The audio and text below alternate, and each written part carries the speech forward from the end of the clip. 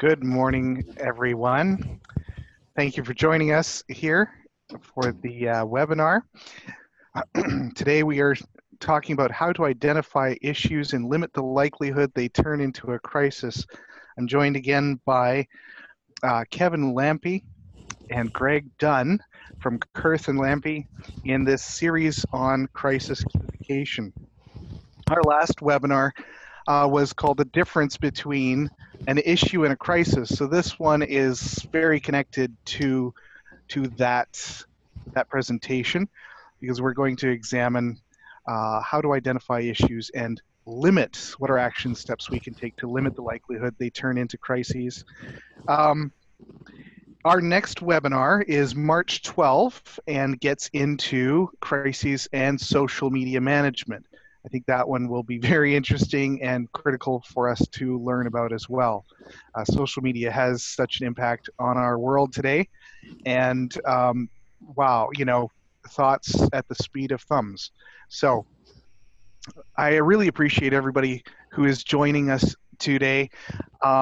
Just one note for those of you who've joined us on these webinars before, this will not be new, but if you are new to joining us today, we will have the opportunity to take some questions at the end of the presentation with Greg and Kevin, and we're going to use the question and answer feature built into Zoom here.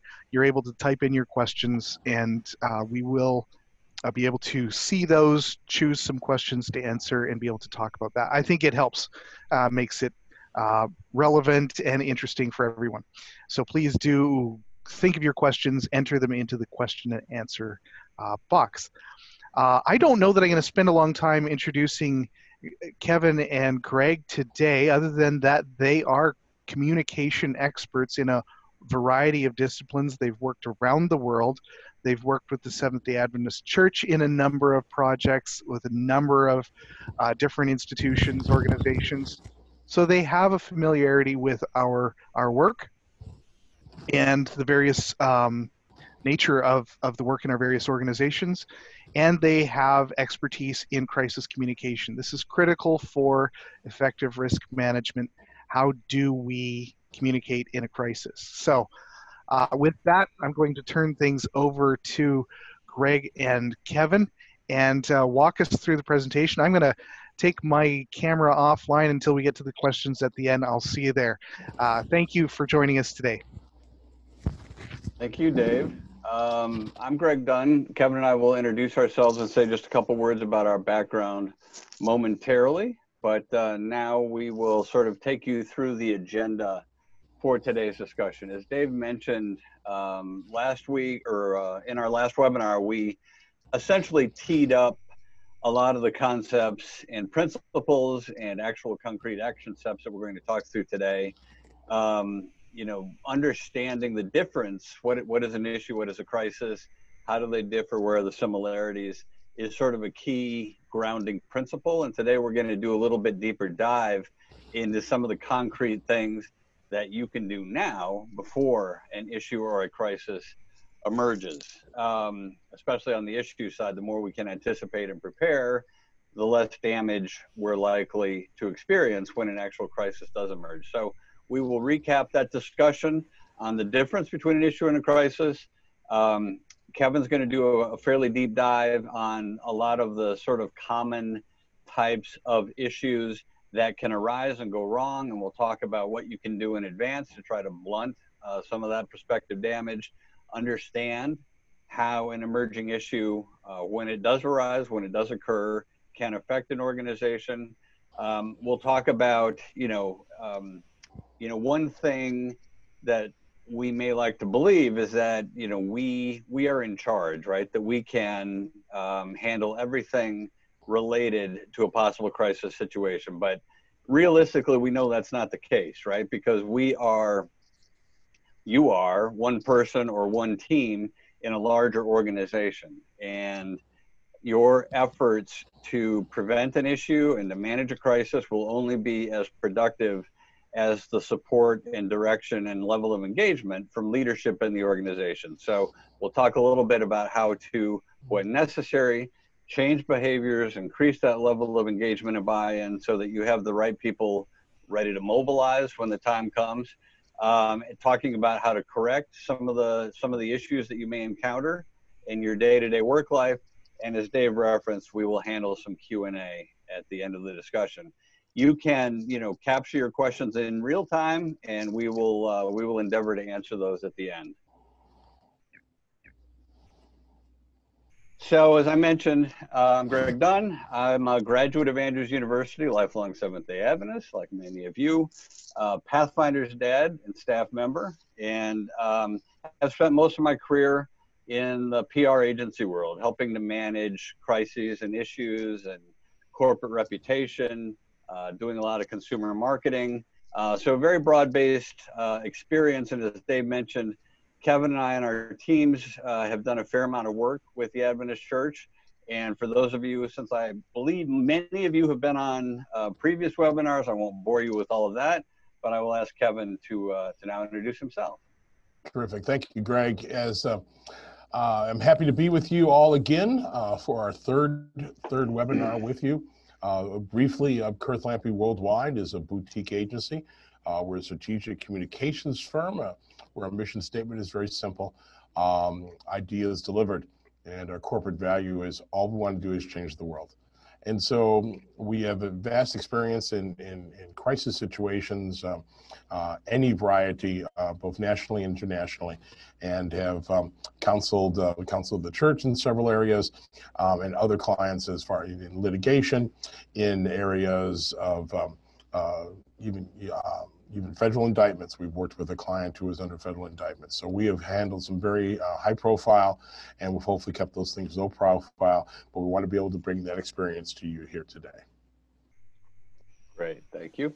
So we like to, we've sort of gotten into the tradition of starting off these webinars with some relevant and interesting quotes on the topic. And we like this quote by John F. Kennedy. When written in Chinese, the word crisis is composed of two characters.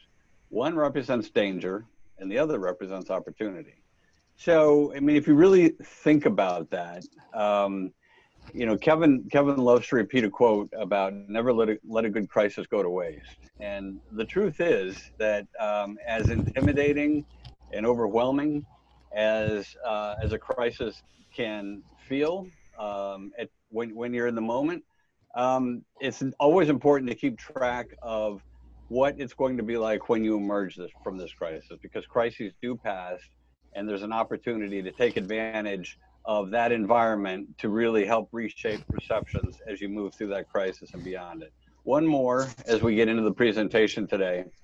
If you don't choose to do it in leadership time up front, you do it in crisis management time down the road. And this is here really as a great principle.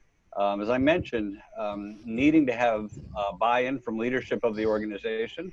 And, there can be some resistance to thinking about issues that have yet to emerge, that, have never occurred to the organization. Why do we need to deal with this now?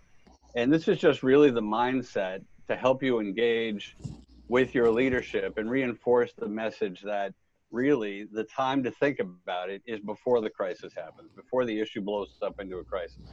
So we're going to talk, a lot of what we deal with and a lot of what you do with your partners at Adventist Risk Management is think about risk and how to reduce risk. And an issue represents risk. Obviously, a crisis can be a much bigger risk to the organization. So really, this is about preparation. It's about thinking deliberately, and we'll get into some, as I said, some details. Kevin will take us through some very specific types of scenarios that you should be thinking about and preparing about today. But we have this notion of, well, what's an issue and what's a crisis, and another way to think about it is that preparation and competent execution can help blunt some issues, right? So by thinking ahead, anticipating what could be coming over the horizon, doing some due diligence, understanding types of issues or crises that have affected similar organizations, which gives you sort of a great running start on preparing for what could happen.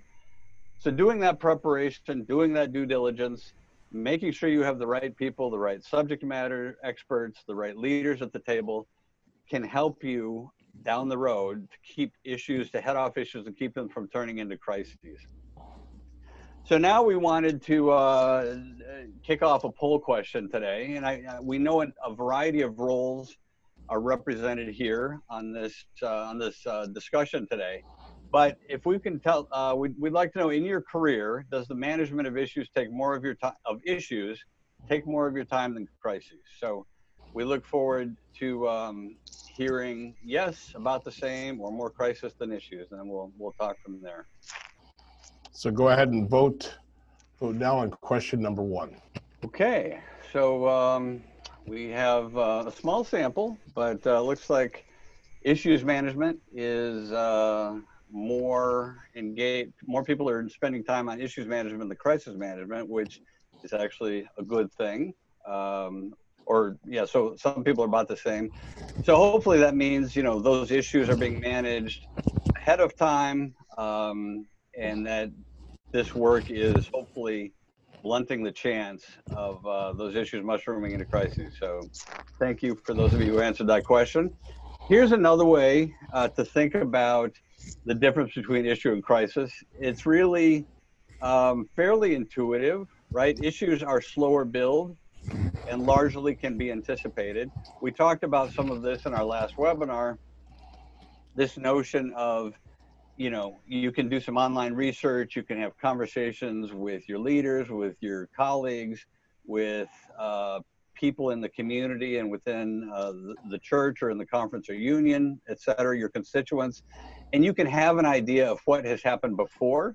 Therefore, there's certainly a possibility it could happen again, right? And also thinking about other possible issues, advancing technology and various other changes in society might trigger that maybe haven't happened yet before, but some due diligence and some careful, deliberate thought can help you anticipate some of those issues. A crisis, on the other hand, happens in the moment. It's all consuming. And so to the extent that you can be thinking ahead about how to manage that, therefore it increases your chances of avoiding that crisis down the road. So the takeaway, from this conversation about the difference between an issue and a crisis and how to help limit the likelihood of an issue turning into a crisis.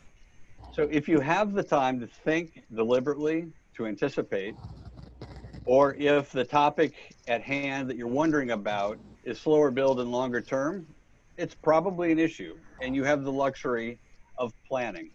If you are forced to drop virtually everything, on the other hand, or if the timing of any and all decisions that are facing you and coming at you 100 miles an hour feel critical, you're probably in the middle of a crisis and need to manage accordingly.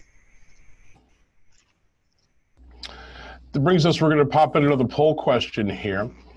When is the best time to understand the issues affecting your organization? Once a year, this week, or it's not my responsibility? So we're putting up the poll question here. Poll question number 2, when is the best time to understand the issues affecting your organization? Once a year, this week, or it's not my responsibility? You can go ahead and vote now, and we'll be able to look at the results instantly here, much quicker than Iowa. So that'll be working out for everybody today. Give people a moment, and there's the results. This week, wonderful. And that leads us so that we can work right into this, right into our presentation here today. So, how to identify where things can go wrong. We're going to talk about a number of situations here, a number of different areas where we think that things can go wrong. What we'd like you to do is, as we go through this, think about what's happening in the organization that you're with. What in these different areas do we need to take a closer look at? So we'll work through here the different areas. First is the policies. Are there policies of the church? Are there policies of your organization that could be controversial or could attract attention or even undue attention. You know, take a look at the policies. What are the things that you are doing? What are the things that that's important to you? And see if there's opportunities for someone to object, or if there's an opportunity that someone will use these to be against you. Your physical assets. What property do you own? What buildings do you have? What land do you have? What could possibly go wrong with the building? You know, is there a tax issue? Is there a maintenance issue? Is there different issues that need to be dealt with? And situated in an area that it could cause a controversy. You know, we've dealt with an entity in the past that had a large parcel of land that they were interested in selling, but people wanted that land to remain open and not be built on. And that created a big controversy locally whether what they were going to do with that land. So have the understanding of how that land would actually affect it. Vehicles. I was on the Adventist Risk Management website the other day and noticed a discussion about passenger vans. And we heard a discussion at our seminar last week about insuring vehicles. And so these are all things that are important, that if you understand what's going on with the licensing, with the purchase of vehicles, you can avoid a situation in the future. Kevin, if I could just interject really quick, going back to your point about policies, I'm not sure how many of the folks on this webinar today caught the news a few months ago, but you know, this whole notion about what can go wrong. I mean, part of it is learning, you know, keeping a close eye, monitoring current trends, current media coverage. But a few months ago, the Church of Latter-day Saints was in the news, not for reasons that they would have necessarily wanted to be in the news, but this notion of how much, you know, how a huge amount of cash that sits in the church's coffers. And, you know, just, you know, this is a great example of how do you think about the attendant perception issues that come along with that. It sort of helps you think about, is that going to raise questions in the minds of stakeholders or regulators or legislators, you know, thinking about churches as nonprofit entities. So I just wanted to flag that it's not necessarily a policy, but it sort of is a great flag to remind everybody to keep track of what's happening out there in the news, and also consider, you know, even as a local conference or as a school, thinking about how that type of information out in the news might reflect on the organization, and how would you manage through that? Thank you, Greg. A very important point when it's in the billions and billions of dollars that the Church of Latter-day Saints had in their savings accounts, basically.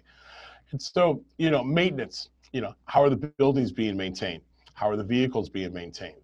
How's the parking lot being maintained? You know, these are all things that you need to take a look at that can avoid something bad happening in the future. Operations and programming. What are the things that you do on a daily basis? What are the things that make a difference? What are the things that are important? What is your programming? Who are you serving? How are you serving them? And to look at the opportunity for you to take a closer look at everything that you're doing, so that any of these situations, you're ready when something does go wrong. People, probably the most difficult and important factor that we deal with, because sometimes you can't always control the behavior of what people do. You have three basic groups probably that exist within the organization: the employees. Is there actions that they do or say? Is there situations that they get involved with that could put us in a bad situation? Are the board members? Who are the people that are guiding the organization? And what is their responsibility to the organization? And how are they carrying it out? Are the board member, for instance, you know, if they're there for financial oversight, are they providing that oversight? And the participants, the people that come to your programs, the people that are a part of what you're doing, you know, who are they? Are they being served? Are they getting the right services? All these things you need to keep a close eye upon and to evaluate, so that something doesn't go wrong in the future. And we know, if you can just go back real quick, Kevin, we know that a lot of issues arise from within an organization, intended or unintended. An employee may make a post on social media that flies in the face of what your organizational policy is. How are you going to deal with that? Have you put a policy in place to address what to do in a situation like that? Or leaders, may, an offhand comment at a community meeting could be misinterpreted, could be repeated, could be taken out of context. All of these things need to be considered in advance in terms of what are you going to do if. Is sort of a great way to think about this, list of possible things that could go wrong, benign or not. Maybe there was no ill intent, but there are certainly often unintended consequences that can have ripple effects on the reputation of an organization. How the issue will affect the organization. Now we're going to take a look at the various things that could go wrong, things that could create some difficulties and that could increase your level of risk on a daily basis. So activists and protests. We actually dealt with a situation at one of the colleges we work with, and a LGBTQ activist group targeted the university and wanted to discuss their issue on their campus. Quite honestly, their intent was to disrupt and to create a protest out in front. But because the university was prepared, we were able to put together a session where the people were welcomed on campus. We had a private meeting with them, and people were able to have an open discussion. But there was no protest. There was no disruption to campus life. There was no bad stories. And so, we were able to handle the situation without it becoming something that would have gotten out of hand and would have put everybody in the bad light. Accidents, damage, fire, and natural disasters. When you've got a bunch of property and a bunch of people, something can go wrong. Somebody could slip and fall. Somebody could be injured on a poorly maintained staircase. Damage can happen. Damage to the vehicles, an auto accident. And we also, regrettably, we've seen fire and becoming a major situation. We've seen it in California, the disaster that happened out there. And of course, that's leading to a natural disaster. These are things that, are going to happen, but we can't always be prepared. We can't always, we need to be ready for them. We don't know when they're coming. And that's the important thing. Criminal activity. Somebody can come onto your property, somebody can be a victim of criminal activity in or near your organization, in or near one of your events. We've seen this happen before, that someone has come on to property of one of the entities and committed a crime. And we have to be ready and understand that this could possibly happen. And so always consider that as one of the vulnerabilities. Discrimination. Based on policies, based on how somebody felt that they were being treated, whether they're an employee or if they're an attendee, and they feel that the actions or the policies of the entity was discriminated against them, they may well, file a lawsuit or create a public protest over that discrimination. And we have to be understanding of where these possible situations can arise from. And let me just interject here that in our last webinar, we actually included sort of the outlines of a issues management spreadsheet, if you will, that can be helpful in sort of categorizing and ranking the threat level, if you will, about possible issues. So, if you live in an area of the country or in an area of the world where natural disasters are not uncommon, that may rank higher on the list for you and lower on the list for other folks. But it is sort of a good way to sort of prioritize the issues likeliest to affect your organization and to have the greatest impact on your reputation and on your ongoing operations and ability to sort of rally your key constituents when times are difficult. But I'm grateful that Adventist Risk Management is keeping this content up online. And so if you go back to the second webinar in this series, you will see the beginnings of the spreadsheet at the end. You'll also, at the end of this webinar, or all the entire series, you will see Kevin's and my email addresses. And if you, for any reason, need to be pointed towards additional, more detailed resources, we're happy to help with that, on a complimentary basis. Sexual misconduct. It's the reality of life today that these issues are appearing on almost a daily basis, and we have to be ready for them. We have to know and understand where things can go wrong, what are our policies to prevent these type of activities, this type of situations, and we have to understand that this is going to be real. We have dealt with this on college campuses. We've dealt with this in conference situations. It is real, and it's a part of what is going on, and we need to understand that it can happen at any time, and we need to be aware of it. Financial crimes, embezzlement, fraud. These are situations that occur whenever money is being changed hands, and particularly in the environments that you work in. The public trust that is there to handle that money, the participants' trust of how their money is spent, how the church money is spent, this is all very important.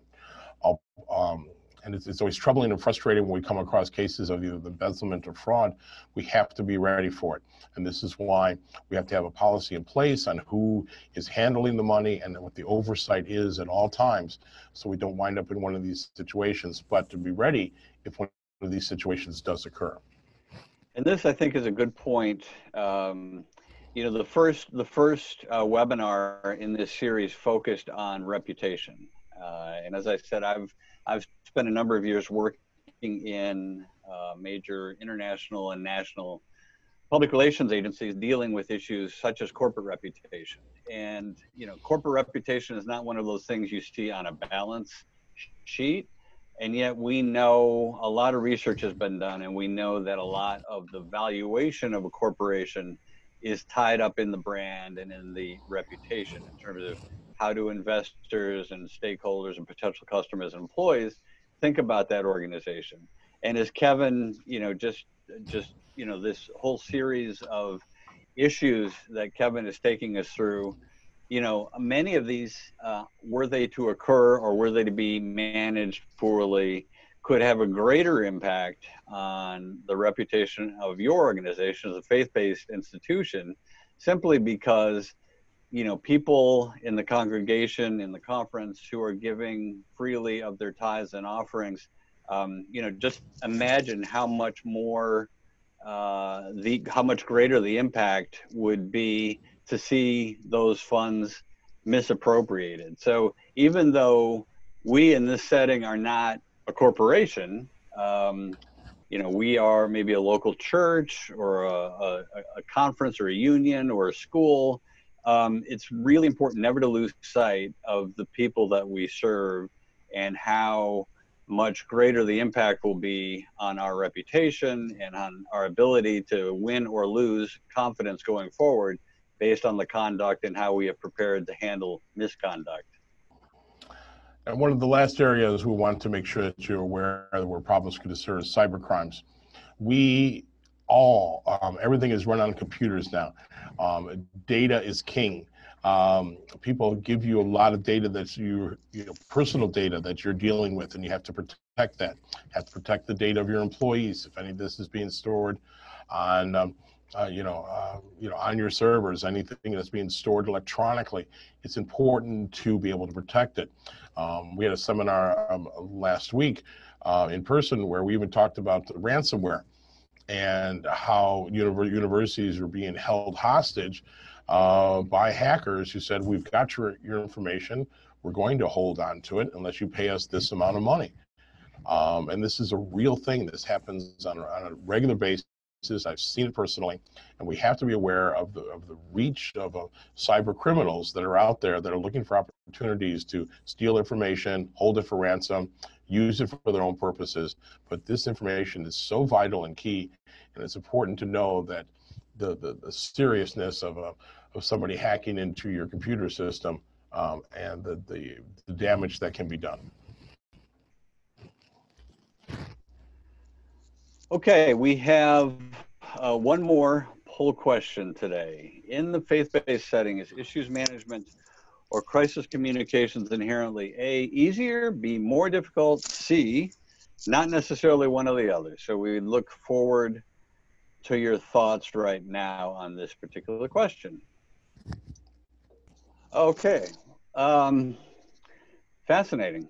So some say more difficult, 40, almost 50% say more difficult, almost 50% say not necessarily one or the other, and only one said it is easier. So this is fascinating to me because, you know, in my, I had a lawyer friend who once told me, I can argue the earth round or I can argue the earth flat. And in this instance, I think there's scenarios where you could say maybe it's easier and others where you would say it's more difficult. So on the one hand, you know, you could make the case that a faith-based institution has perhaps greater benefit of the doubt. And so, you know, that the constituents would be less likely to ascribe bad motives in a situation where something had gone not according to plan. On the other hand, I'm not unsympathetic to those who say it's more difficult because offenses can be magnified. We are collectively organizations that preach the gospel, that model the love of Jesus. So when that trust is breached, it can hit even harder than in the case of a non-religious organization. So I can, you know, I think a case is to be made for A or B, and then actually, you know, C, not necessarily one or the other.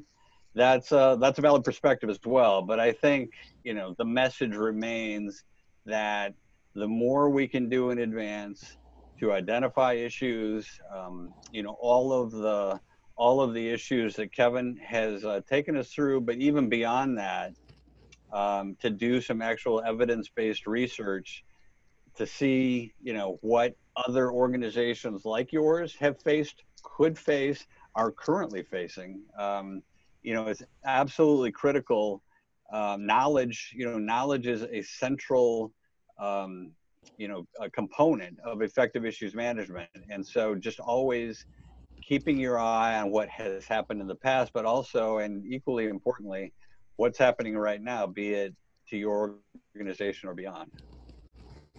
And now, how do we change behaviors? We've gone through issues, all the different areas where we need to take a closer look and understand what each of those areas and what happens in each of those areas.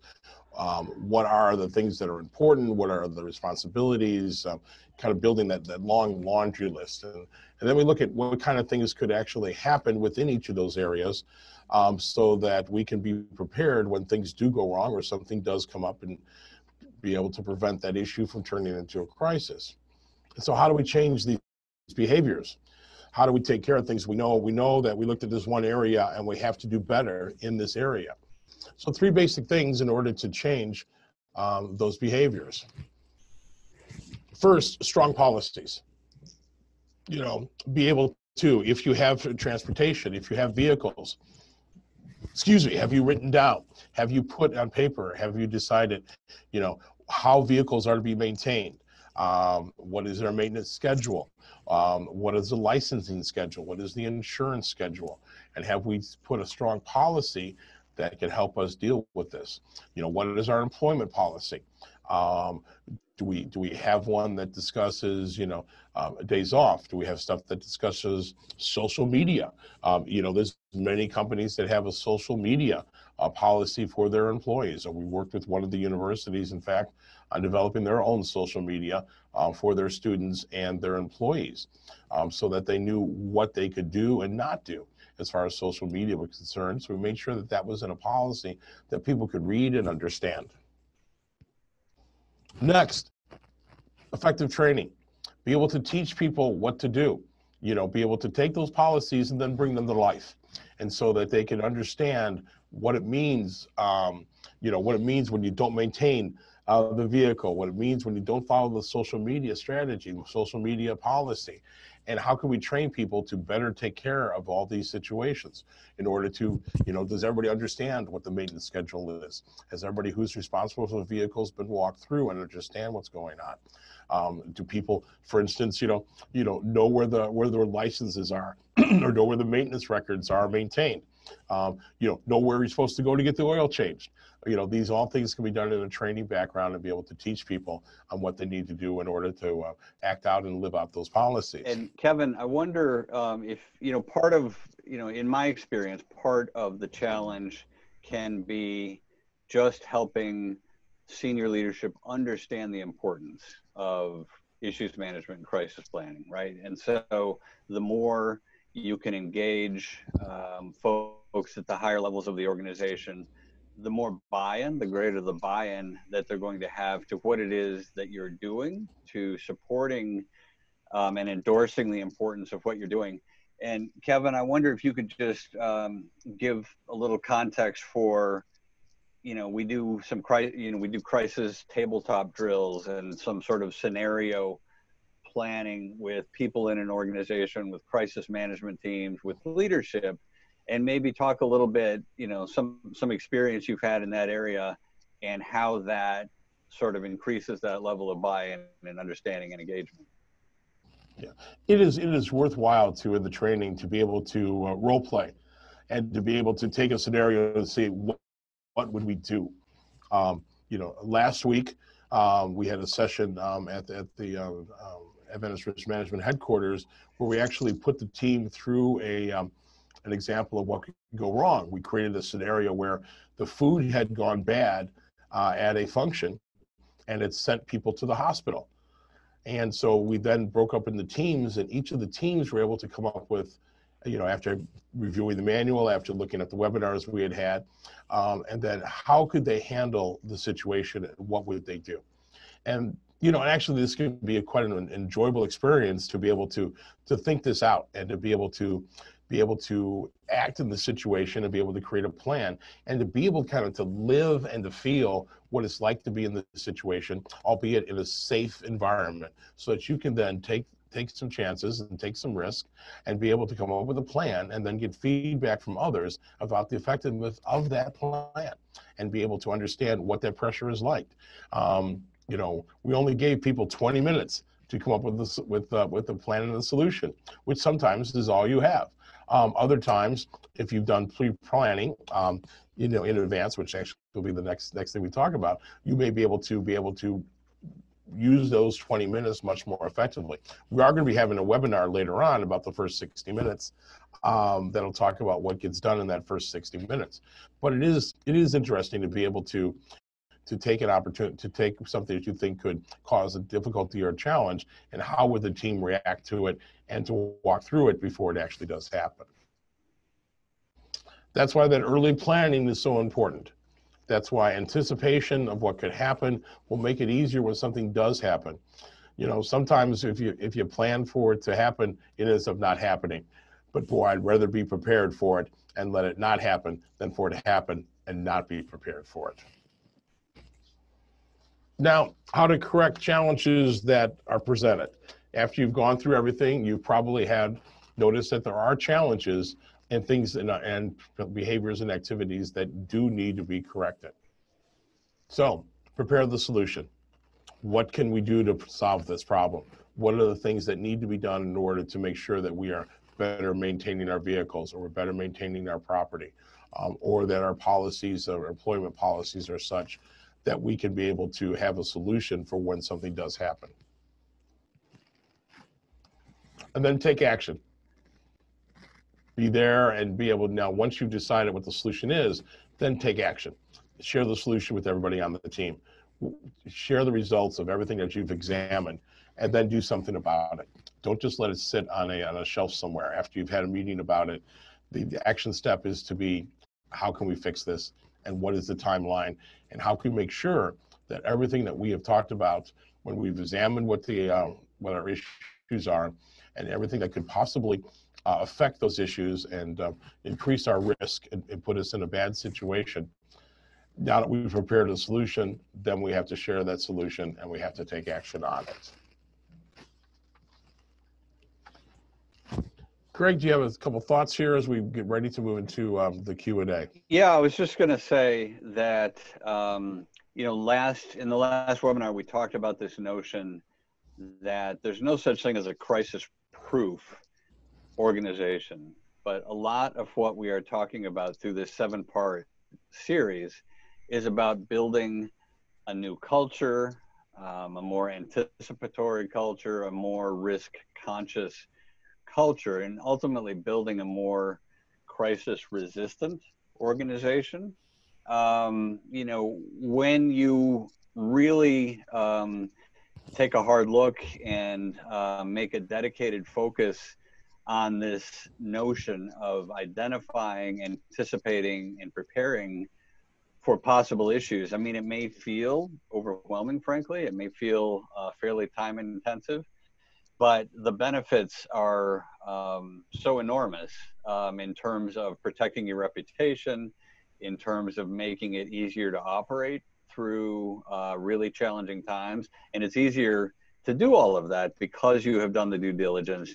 You've proactively cultivated a positive reputation with your constituents, both inside the church and outside the church, in the community, and ultimately just really making it much easier to protect that reputation that you have invested a lot of time and effort in cultivating. So that's what we're really talking about in this series. As Dave mentioned, our next topic is relevant, I'm sure, to all of you in terms of talking about social media. I mean, if you think about how much different the world is today that we operate in compared to the world of even 20 years ago, so many more issues crop up now on social media that never would have been an issue 20 or 30 years ago. So understanding all of that, how to anticipate and plan for that, is going to be critical, as well as the other topics we'll be communicating about going forward. Mm-hmm. And so to kind of quickly review, we went through all the different areas that possibly would be issues for an entity. And then we went through some of the places where each of those issues where things could go wrong. And then talked about, you know, how do we take action and how do we do something about them. So now we'll open up the floor for questions. Thank you, gentlemen. Appreciate that. We do have one question already, and that is, you mentioned that how we handle an issue can often be worse than the issue itself. Is this fear of making it worse why many organizations simply fail to deal with issues? Oh boy, yes. And we've actually seen this. We've seen this with a university that had a situation that their response to that situation was would put them in more trouble than actually the how they handled it created a larger situation than if they'd handled it in any different sort of way. And so you need to you know, carefully examine when you're coming up with a solution, what can also go wrong with that solution. And this is, you know, this is one of the challenges of any risk management and any crisis communication situations is not taking a careful look at the response. It's one of my favorite things. I'll give you an example, a simple example. Apologies. I have a pet peeve about apologies. An apology should never include the word if. Okay? You've only made the situation worse. If I offended you, I am sorry. No, you did offend somebody, or you wouldn't be making an apology. By making it a conditional policy, you've just exasperated the situation. I hope to write a book one day just about the word if, how it can make crisis situations far worse than if that word just was taken out and people just admitted to the fact, I offended people, I offended you, and I'm sorry. I sometimes like to refer to that when I'm counseling people. Would you use the word if you were apologizing to your spouse? Fair point. Good answer. I really appreciate the question because I think it is something. It's one of the main reasons why we've partnered with Kurth and Lampe to create this series of webinars and spend some time considering this topic, presenting these webinars, because we believe that raising the awareness and understanding of what crisis communication is, what is the difference between an issue and a crisis, learning some do's and don'ts, learning how the playing field works, is really, really important, because we do see from time to time people willing to take action without well-informed choices. We also from time to time see no action at all when action would have been much preferred. So having enough knowledge to be able to make those distinctions and learn where the resources are to navigate. I think you alluded to it in this webinar. We will never know all that it takes to handle any potential crisis. There's no such thing entirely as entirely crisis proof, but we can learn a lot more and at least know where to find the resources necessary to navigate these difficult moments. So here's another really good question. If you wanted to comment on that, go ahead, and then I'll bring the other one in. No, I think this question is very strong. Go ahead and David, share it here with everybody. Sure. It seems there could be countless possible problems to spend time on identifying. Any suggestions or resources on how to predict one's more likely to happen so we aren't wasting more time than necessary? Very good question. Sure. This is Greg. I will jump in on that. And we might quibble about the word wasting more time because I would posit. I mean, I understand the intent behind the question. You want to use your time as wisely as possible, of course. And I mentioned that in our last webinar, at the end of that webinar, there was the framework, a spreadsheet that sort of takes you through some of the key questions to consider. And the outcome from an exercise like that is really to prioritize, both from a likelihood standpoint. How do you evaluate likelihood? Well, has it happened to your organization before? Has it happened to an organization very similar to yours? Is it the type of thing likely to occur to an organization of your nature? So, but not just likelihood, but also impact, right? So what if this issue were to occur, how badly would it likely affect our organization? And so the issues that sort of rise to the top on both of those metrics are really the ones we would counsel to focus on first. And then, there are messages and strategy and materials to think through. And, you're never going to have a completely template response when an issue arises. But if you have a lot of the thinking in place, the subject matter experts identified, the right leaders engaged in case, there have to be internal or external communications that need to come from somebody higher up in the organization and, credibly address a situation, all of that is going to be much more effectively handled when you've sort of worked through this matrix of issues, likelihood, and possible impact. And then the ones, as I said, that rise to the top are the ones that you spend, at least initially, more of your time focusing on. And to talk tactically about this particular question, it is it's a good opportunity to actually, I've done this before. We've gathered the team together of people. I had a brown bag lunch, invited everybody into a conference room, and we've discussed all the different things that can happen and all the different issues. The byproduct of these, and I've seen this more than once, is all of a sudden the team has been able to reconnect. And actually there's some issues that had not been brought up before that now have seen the light of day, and we can tackle them. I've even seen an organization where the founders in a session like this, they discovered that they were disconnected from the rest of the employees. Sure. And so it is a great opportunity in order to take that chance to have a conversation, to be able to find the things that you need. Absolutely. Yeah, I think one of the things we've learned from the emergency planning side of things, which is closely connected and somewhat parallel as well to the crisis communication, because some emergencies definitely turn into crises from a communication standpoint, is as you go through the planning process, it is,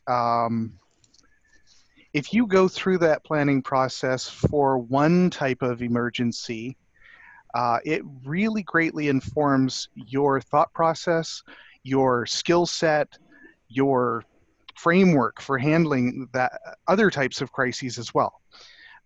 So just getting a sense of what are my top priorities, work through those problems, be prepared, and you will already be further ahead when it comes to other types that might also need to be addressed in time as well. So don't panic if you don't have it all figured out. Work on something, I think is the message. And yeah, that would be good. That's a good start. Yeah, great. Having that mindset of thinking ahead.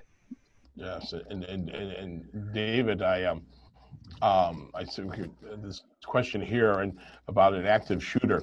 Although we did not specify this type of crisis, but with active shooter situation on the rise, how does SD organization feel about concealed carry weapons in church? David, you actually have a resource for people to help them with this type of situation. We do. If you were to go to adventistrisk.org/Alice today, there are two large buttons on that page. One is for violent incident training, web training for schools, and another one, different training for houses of worship. And we have purchased a large number of licenses for use by the Seventh-day Adventist Church here in North America, and we encourage you to make use of that. I'm not going to go into a deep dive on that particular question because it is a huge question and deserves probably its own series of webinars. So we're not going to fully unpack that one.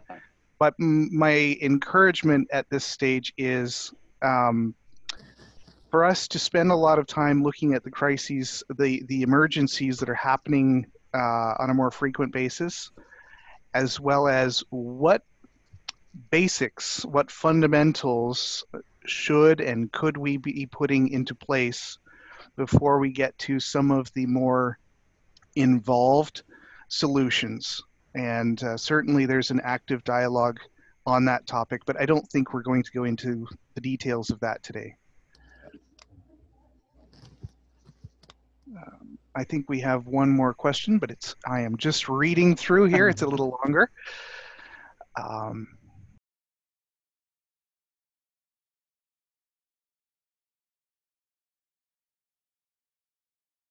So the question is essentially, in the case of abuse, and I don't know if I should read the entire thing here, but in the case of abuse, all the steps were taken that were in the policies of the school, the conference, the union, local government, federal government. Yet when all the agencies and police were called, I was told I should never have done this and that it should have been handled in-house, essentially at the local church, and not to get others involved. We did what we were supposed to do, I think. Yep. And even years later, I am still under scrutiny for doing it. How do you answer this and get people to understand that issues need to be handled outside of the organization also? I'll let you gentlemen respond to this one as well. For my part, I would like to know a lot more about those circumstances involved there before I go making sweeping comments about it. Generally speaking, our position on this is no, abuse cases are not simply handled in-house. The duty is to report it to the authorities. There are some who take that to mean and then tell everyone.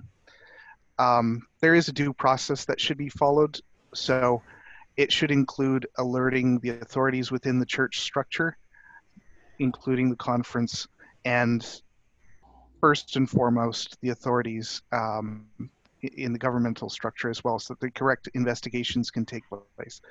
Beyond that, there's certainly a lot of room for interpretation, but those are the core fundamentals, and there are definitely aspects of our community that struggle with taking on and understanding that responsibility. These situations tend to have a lot of emotions and associated with them, and there's a growth curve across all of our groups on that. So I think that's all I can say with what I know right now, but I'll let you gentlemen respond as well. Yeah, let me jump in. I'm going to be very frank here. You need to cooperate and talk with everybody within the structure, up and down the ladder. Everybody who, law enforcement, counseling, judiciary system, they all need to be a part of this. In any of these situations, as history has shown us over the past couple decades, if it is put aside, if it is covered up, and you saw this, and I saw this in the Catholic Church, and the damage that it has done by not taking care of the problem and by keeping it in-house, so to speak, it is only damaged the institution. So the Catholic Church is struggling to keep people as members because of the way the situation was handled. It has done ongoing damage to the church. And so it is important to understand that that everything is going to be found out. We've actually had a couple of situations, in sexual misconduct places where, the accusation is 60 years old or was 40 years old, and with modern media and the opportunity to share stories instantaneously, everything is going to come out, and there seems to be no more secrets in the world anymore, and keeping things hidden away is just not going to last. And we have to respect the people that have been willing and bold to come forward. You're seeing this in the Me Too movement. You're seeing how this is played out, and it can be tough, and it is not easy, and it can be heart-wrenching, and it can be emotionally draining. But the best thing is to move things forward in the best interest of the victim, and make sure that people are taken care of, and also this behavior stops. Yeah, and I think, it probably goes without saying, but obviously legal counsel would have to be involved, from the outset in a situation like this. There tends to be, in my experience, a dynamic tension between communicators who generally want to say more, and attorneys who, for good reasons, of course, sometimes want to say less. But I think the general principle I would ascribe to in a situation like this is as transparent as possible. We cannot, prioritize exclusively the interests of the organization over the interests of the victim. Again, this goes back to the faith-based nature of the world in which we operate, right? We have to do the right thing. And, there are policies, there are guidelines, but from a communication, sort of best practice perspective, I think we would describe to be as transparent as possible. That's exactly right. Not always easy. It's easy to talk about that in theory, right? But having had many conversations with various levels of church leadership, whether it was at local churches or at the conference level, it gets a lot more challenging to apply our ethics and morality in any given situation. Because the details start to they appeal to our mind to say, this is not what happened, Right. Right. you know, because we don't want it to have happened, Right. because it is awful. But no one has more of an opportunity than we do as leaders to do the right thing, even when it is scrutinized, Right. even when people will always struggle with whether or not it was the right thing. And no one said it wouldn't be hard. It is hard. Absolutely is hard. But it's important. It's hard for a reason. Yeah. And I appreciate those people who have the fortitude and the spine to do the right thing, even when it is not well received from all corners. I appreciate that very much. Well stated. I think with that, we've reached the end of our questions today. I really appreciate your thoughts, your candor, your excellent responses, gentlemen. And thank you to those of you on the webinar also with the great questions. I appreciate that. That is where the rubber hits the road. So we thank you for those. And for my part, thank you for taking time to make this a priority. And thank you, Kevin and Greg, for sharing your expertise with us. Very much appreciated. Thank you. Terrific. Everybody have a great day. All right. Until next time.